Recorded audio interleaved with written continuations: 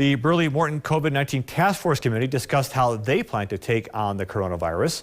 Nakaya Carrero breaks down the different pieces that put the team together. Burleigh-Morton COVID-19 Task Force Committee met virtually to discuss how they plan to prevent and mitigate the spread of the virus within the two counties. We felt that there were 5 subcommittees that we wanted to form to be able to have the best groups targeting specific areas.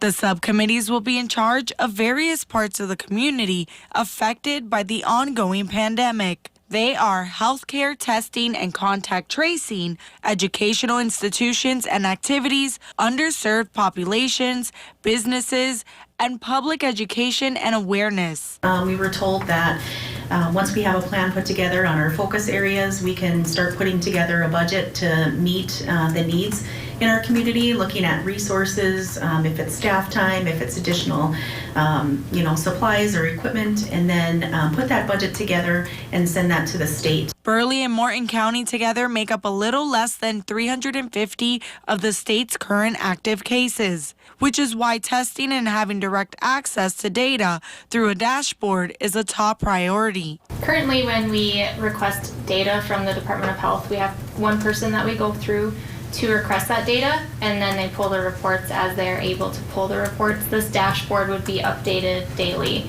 and we wouldn't have to specifically request data. It would just be available for us to look at when we need it. The task force recommends if you plan to have an event like a wedding or funeral, you don't have to cancel. Simply call public health for advice on how to have a safe environment for you and your guests. I mean, we're a source of information.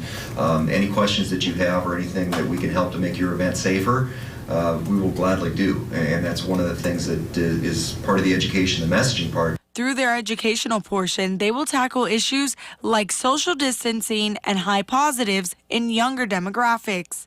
Reporting for KX News in Bismarck, I'm Nakaya Carrero. Both the subcommittees and the steering committee are set to meet once a week.